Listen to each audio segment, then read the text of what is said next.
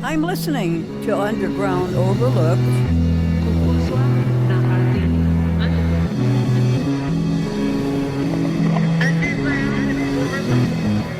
Você está escutando a Subterrâneo Negligenciado com Mike. You're listening to Underground and Overlooked with Mike. Estás escuchando Underground and Overlooked. You are listening to Underground and Overlooked. In the arc of the universe, we're going to burn up in the sun. All art is going to disappear, including the Beatles.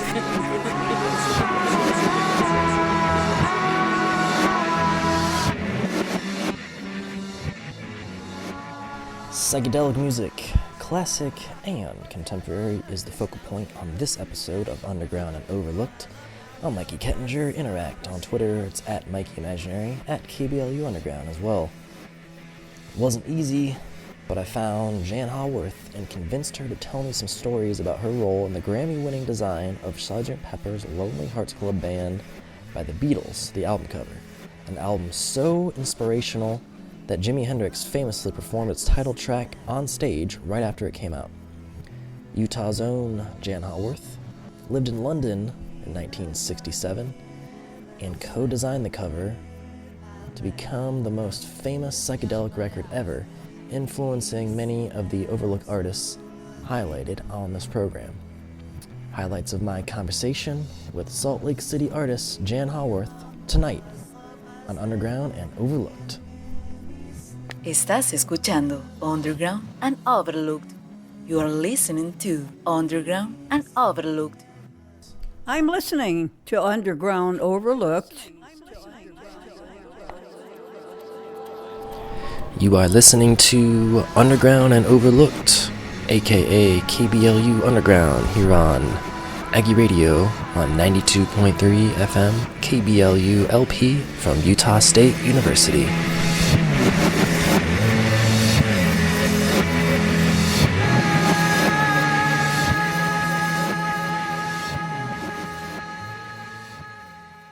It has to be said that the Beatles are a white boy band, and they never have impressed me in viscerally. You know, they're pretty. It's pretty music to me in my lexicon. That's not absolute. I'm saying that's my range is this other thing. Underground and Overlooked. This doesn't impress me as much as maybe it impresses other people. And I get that it's important music, and I get that it's symphonic, and I get that it's really inventive. But it doesn't hit my guts the way American music does. Underground and Overlooked, specializing in music by unknown artists and those you may have forgotten. And you're listening to Aggie Radio.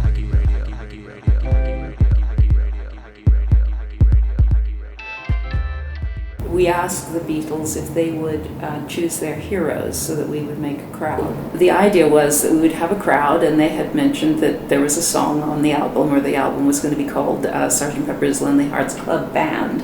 And so the idea that there was a crowd that had come to see this band, the Lonely Hearts Club Band. So the brief for the Beatles was, give us your heroes. They, in fact, only came up with about a third of the people that are on the cover, and so it wasn't a big enough crowd. And in reflection, my reflection in particularly 2003, when Rolling Stone said, it's the greatest album of all time, and it's number one, and it's all these things, was to kind of do the math of what the cover looked like. And the math tells me that the Beatles chose no women. They chose no African Americans, and particularly no African American musicians, upon which really their music rests. What if I told you the co-designer of the most famous psychedelic record in history never indulged in any psychedelic drugs? Would you believe me if I told you that the designer of the Beatles' most critically acclaimed album isn't much of a Beatles fan at all? Utah artist Jann Haworth co-designed the cover in 1967, ultimately receiving a Grammy for her work. She recalls many details of the design process and the life in London that informed and inspired her. Perhaps the stories of her interactions with John, Paul, George, Ringo remain partly due to her discipline and disinterest in drug culture, the quote, hippie freakout scene, as she calls it. In any case, Jann Haworth remains creative and relevant 50 years after the release of the most recognizable collage she'll ever create. The thing about the cover is that, I mean, it's roughly 75 heads, and these many years later, it's okay to look at it and criticize it, to say, yes, but.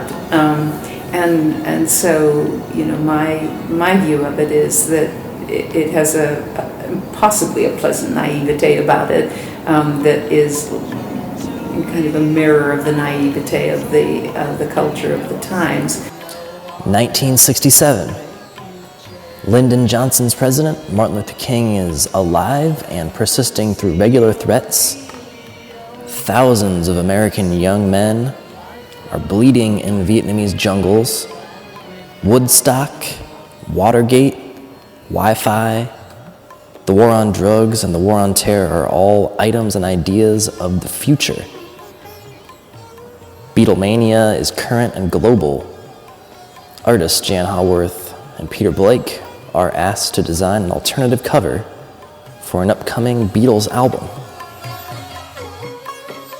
I think the cover, as a starting point, it needs to be taken down off some kind of pedestal and analyzed.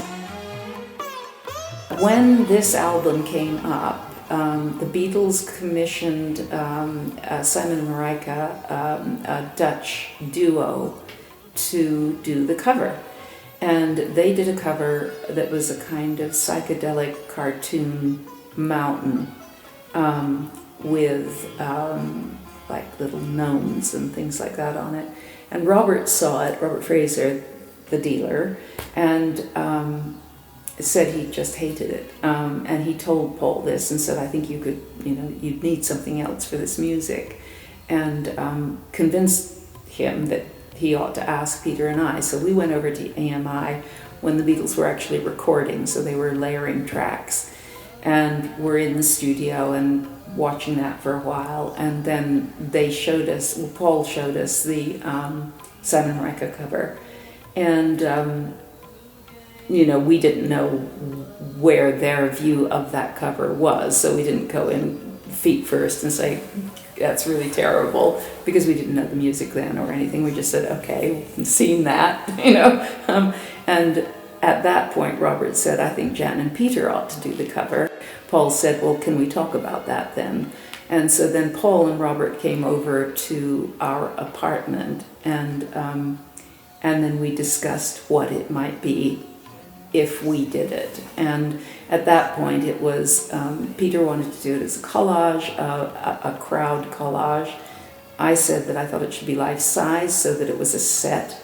And all my work was kind of installation set type stuff at that point, and that allowed the Beatles to walk into it and be there rather than creating a piece of artwork around that it would be a set and they'd walk on, and that instead of having a graphic designer apply lettering to it, at that point I was very interested in lettering being made out of other stuff. And so I said we could have the drum be the lettering of the name of the album. I was very friendly with a fairground painter at that time, and thought that would be perfect for this kind of thing, because it's Sgt. Pepper, band, and it could be, kind of have that gilt and, that sort of stuff on it, like fairground painting. Paul claims that he had this idea all himself and he didn't. The story's kind of morphed over the years as it's been told and retold by various people, I think, but simply put, that's pretty much the way it was. I got the sense that you're kind of tired of all the Sgt. Pepper's Lonely Hearts Club Band album cover affiliation. Is that an accurate? Well, I mean, it's like sawing the branch off that you're possibly sitting on a little bit. I mean, I think it's a great calling card because people will indulge you somewhat. I am by nature an iconoclast. I love smashing icons. I would do that as a job quite happily. So I'm given to that, so it may be partly that. No, I mean, I think, you don't want to be only as good as something you did in 67, so there would be that motivation behind it. That, oh dear, if that's the only good thing you did, then what about all the other work you did since then, and those kinds of thoughts. So many people that I've met, kind of college students, and saying, oh, I wish I'd lived in the 60s, it must have been so cool. Like we thought, hey, it must have been so great to be living in the 30s. Look at those amazing clothes and the Busby Berkeley movies and how fun and, all of that stuff. And you tend to, just like on a holiday, you remember the sunny days, you forget when it rains, And so I think it's behooves us to actually say, okay, in the 60s, Kennedy was shot. The President of the United States was shot. That's pretty awful. And his brother was shot. That's terrible. Segregation was still in place. The Vietnam War was on. There's some bad stuff. And it isn't just the pretty parts. People were still being imprisoned because they were homosexuals in England. Really? Yeah, really. So yeah, I mean, you have to look at the whole thing and be smart about it and say, do we get to say that we have progressed a bit? Yeah, we do. That is wonderful. It's good to stand here, and in 20 years' time, we'll look back at this and we'll say, oh my gosh, that fashion at that time, or that so-and-so, and it's that patina. And you have to watch that, because nostalgia is very dangerous, it's very selective. You have to be wiser than that. And what was the Grammy? Is it like the cover? Best album cover? Yeah. Album cover, yeah. Do you remember what the other nominees were? No, and we didn't go. Peter and I didn't take it very seriously. It was sort of, that's nice, so good. Yeah. It was a littler thing then. I mean, it's got bigger now than it perhaps was then. So, and I think they took some other awards too. So, yeah. That record? Yeah. Yeah. I think they did. Yeah, and that was 67. So that's why this year is boiling up as a 50-year anniversary. Has anybody else reached out to you to say, hey, I want to talk about it? Yes. Yeah. Oh, well, thank you. Yes. And what did you say to them? No, I don't want to talk to you? No, most of it comes in through email from different parts, and that's how I sort of become informed about, Paul says he did so-and-so such, and Nigel says that Michael Cooper didn't actually press the button on the actual shot. Nigel pushed it. And so-and-so says he did all the cutouts and staining. And so he didn't do the staining. I did the staining. I know I did the staining. A stinking job. Anyway. So it's all of that. So there's a lot of revision, which is another reason for removing yourself from it, because, kind of arguing over those little things is probably not very, very kind of how one wants to be. Well, it's funny to me because you're kind of like this, I don't care about, being associated with it so much, and you don't hold it up on this pedestal, but people all are trying to go back and say, oh, well, there is, maybe I can kind of squeeze in and pretend that I did this, and then people will think I'm a great person because of this. Sure, yeah. Well, and I think that's, we now know that people rewrite their stories. And if you say the same story over and over again, it becomes a memory. The way I know this is absolutely true, my late husband and I collaborated on about 13 children's books and that were published. And when we were writing the books, a lot of it was derived from the kids. He had 3 daughters, I had 2, and we had a son together, so we suddenly had this instant big family. And the dialogue that erupted from these crazy kids living on a farm, just nuts. And so we were writing things down and so forth. And we built stories around that. And as the story grew, we would morph it into the narrative that we were creating that was based on a fact or based on a concept that had actually happened. But in writing the story, you write different episodes or incidences within it. And occasionally we would come to the fact that we would read the draft to the kids. And we'd stop and say, did that actually happen or did we make it up? Because he had written 4 drafts. And by the time you do that, you think, oh, wait, did they actually color in the Muscovy ducks? Or did we do that? They put them in the bath, but did they use the markers on them? So we, would deviate from reality and have to be reminded by them. So I know that that's a possibility. I also have read The Black Swan. I know Taleb says that we are story makers and that we have this compulsion to cherry pick the past and say, okay, my divorce is because of this. He did all these awful things and I'm innocent and I want you to like me and he's awful. And I've cherry picked and I've forgotten the good bits, So we know that people do this. I know that Peter Blake has his new wife with him, and he's not going to say, oh yeah, Jann and I did the cover and we had such a great time and we collaborated really well, and where I left off she took it over and I didn't do building, and we had a joke between us that she was called Bert the Carpenter, so she nailed all those things up and blah, blah, blah, blah. He's not going to say that in front of his new wife. And when people say, did you design the Sgt. Pepper cover? He's going to say, yes, I did. And so then it becomes a different narrative. And I completely understand that. It is just what happens. And so I don't want to be the person who stands there and corrects the story and whines about it, because I don't like sour grapes and I don't need to chew on them.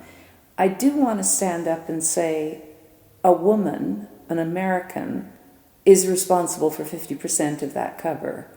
But that's because of my tribe. I want to defend my tribe. I don't need to defend myself because I don't particularly care. It's not the Salk vaccine. But I do want to defend my tribe to a certain extent. Whether someone believes that or not, and whether Nigel pressed the button or Michael or so-and-so colored in the heads, it really doesn't matter. It really, really doesn't. In the arc of the universe, we're going to burn up in the sun. All art is going to disappear, including the Beatles. It really doesn't matter in the big picture. So yeah, but I do feel responsible to say, yes, I did. When push comes to shove, yes, I did. A Californian from LA, grew up in Hollywood, is a female, is an American. It did part of that cover. It's no accident. There are a lot of Americans on the cover. Guess what? It's no accident that it looks like a movie set. So, that's important, but it's not important very much personally. Yeah. I didn't even know about any of the controversy of credit. Paul's dead. We all know that.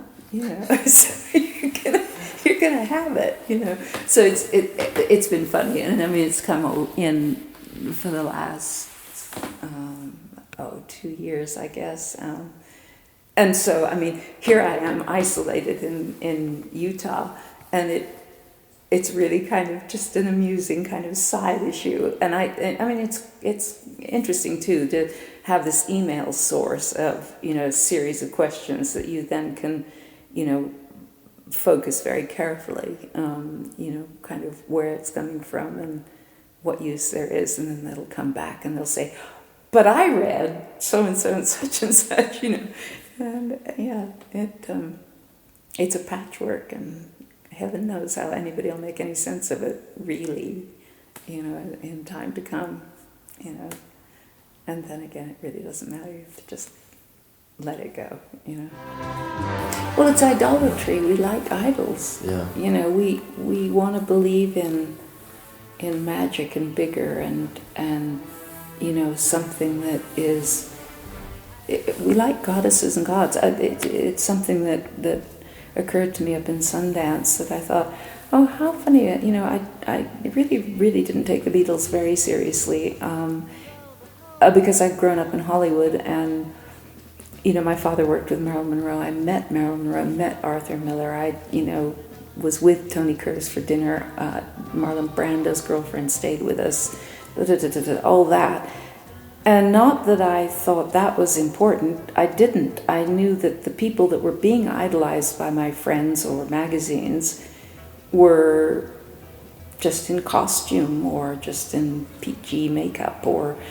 stuff like they were just working on a film. They were workers, like my dad was a worker. It wasn't something I thought was amazing, but to me, they were in a higher echelon, if there were echelons, than the Beatles. The Beatles were musicians.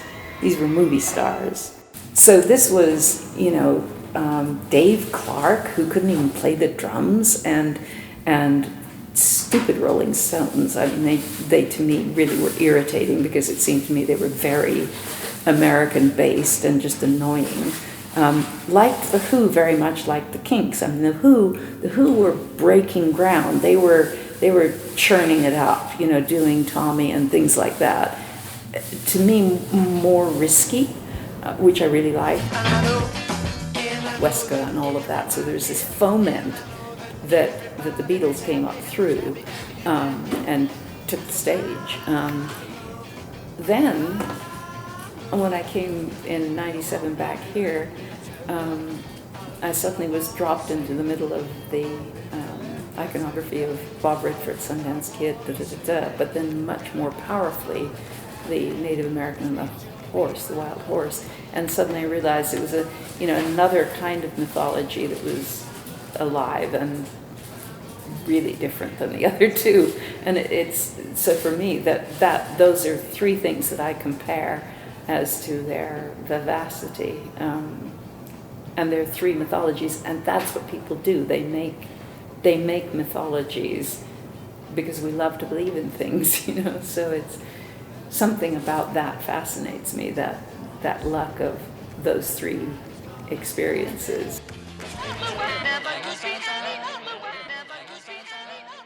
The good thing to celebrate about it, I think, is represented well in Sgt. Pepper, SLC Pepper, that we have progressed. We have moved forward in women's issues, in opportunities for African Americans and minority parts of the population.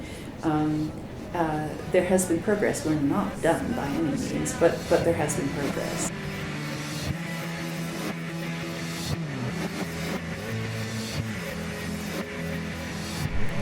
Jann Haworth's current project is called A Work in Progress, and it invites different groups to submit women relevant to different areas of history, contemporary and past, in all different types of fields, the arts, the humanities, the sciences, to do a community mural project, which will be on view at Utah State University this year.